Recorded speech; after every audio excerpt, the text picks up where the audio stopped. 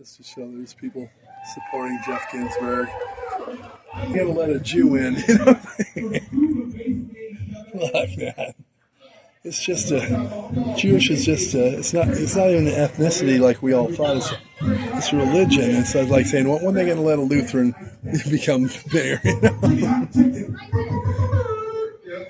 So anyways. So we have Alanis Morissette coming here at the Beach Life Festival here with Lenny Kravitz. I think he's the son of Connie Chung, Sublime, Pretenders, right? Chrissy Hine, and Alanis Morissette, and Jackson Browne, and many more. Huh. And that will be May 2nd to 4th. May 2nd through 4th. So, this is the Slip Bar and Grill. The chicks have lost their slip here. Many slip and falls here, so they just call it the Slip. So when you go to rent a slip in front of the slip, kind of like that too, I guess. They show here the glass bottom boat. Just look at sea wildlife. They don't show any lines, but when I went on it, we also have on My Earth, and you can look it up, the Ocean Racer. It's 2,500 horsepower speedboat, where all the whole front end of it is all seats, big engine back, right, blast straight out to sea with the wind coming at you, so the front end lifts up like that. You feel like you're going to flip. I never felt too good about that. Then it goes all the way to Manhattan Pier. It goes all the way to PV and comes back, then heads back in. It's about, I don't know, at the time when I used to do it, $12 or something a person. But it's kind of worth it, but it's pretty quick. It goes pretty quick, but a lot of power there. It's a little kind of scary when they're heading straight out. The wind's coming at you, and the front ends feel like it's going to flip. I don't know, but the Redondo Special, kind of like El Burrito Jr.'s Special C. It used to be called the Beach Special, or something like that. 2 bean burritos and a Coke for whatever, $7. It used to be something like that. I don't know what they charge now. The Special C. There's a band named the Special C. It's kind of stupid, you know. And this is the Project Barley. Their project is bad comedians, bad music. No, I'm joking. Some of the people, you know, it's like an open mic thing there. It could be kind of lame sometimes. Kona Coffee, Kona Sports Fishing, and Will. You know, see. This guy, you're going to catch fish like that every time you go out. They guarantee that. You'll be greeted. You'll be fishing with chicks like this, the busty blonde chick. I doubt that. You're going to see a lot of blood on the deck, a lot of old farts, you know. You know what I mean? There's not going to be some busty blonde chick catching big fish. They put her there for the picture, but you probably won't be seeing her or anyone like her, you know. So here you have Redondo Beach, California. Yeah. So, you know.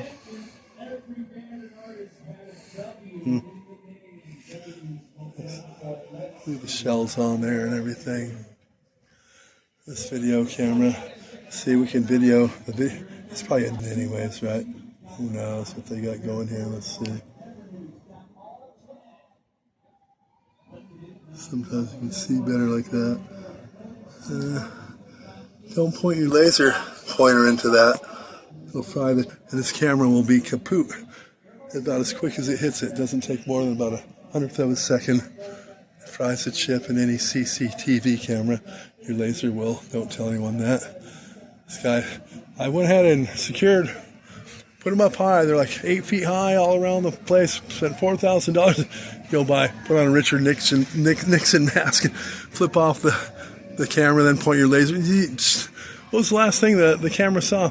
Some guy in a Richard Nixon mask flipping us off, and the camera went some bright light and it went blank, you know, like that. So anyways, like that. So, you know, it will take out a CCTV camera in about 100th of a second. As soon as you hit the lens, as soon as you point it at it, zap. I only did it with red laser, never tried a green. I'm sure green will do it too. Green's always good for aiming at things. You could follow the stream, you know. Betty G's, you know. Sport fishing. Everyone pushing. This guy invested in a bunch of these, and you know, no one rents them. No one is going to rent these little plastic canoes and paddle around a mucky harbor. It's not all that exciting, you know, but for only $99 a month, you could be a VIP paddle house member, which entitles you to 1/2 hour a week on a paddle board like that. We could stand up like these guys, and when that came out, I thought that's the most foolish thing. It's lame. Here we got Doug's paddle board here, the Waterman's Club, or the paddle house they call it now instead of Doug's paddle board.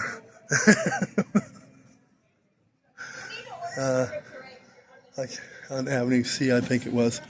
You got some cool old school skateboards here.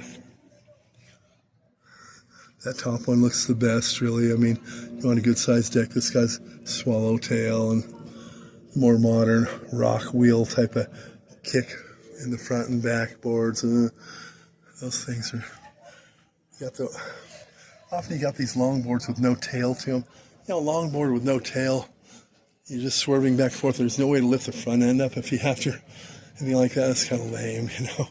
Basically going down a hill, either dive off your board or hang on until you fall off, you know.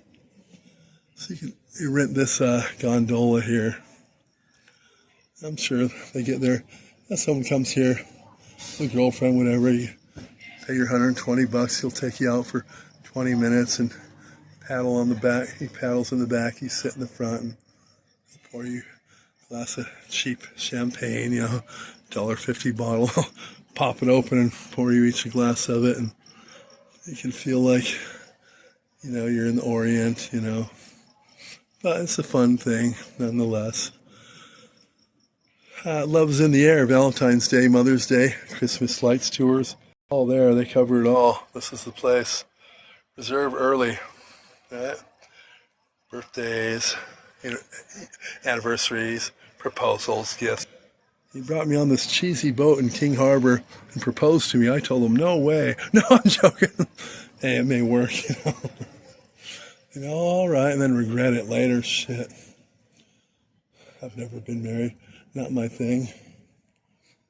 But this is the boat hoist launch fees. Your boat into dry dock. We brought our sailboats into dry dock to paint them before. I grew up with sailboats in the harbor, you know. King Harbor and Portofino. Had one in the mooring and one in the slip. And, you know, sailboats, 21-foot sloops, fiberglass boat, you know. Learned how to sail myself. Used to take the outboard from Portofino over when I was a kid, 6th grade, to the pier here. You'd have to go through one rough spot where they pumped water from the bottom, I think because of the power plant over there. When we had it, something to do with, they pumped water and it created a whirlpool effect, the opposite. Almost eat shit in the boat. I mean, it's kind of scary cutting through there. That's the only part that was scary, getting through that. And, you know, dock it here, tie it down, go up and buy corn on the cob for 50 cents or something like that. It was, you know, salt and butter, pretty good like that, you know.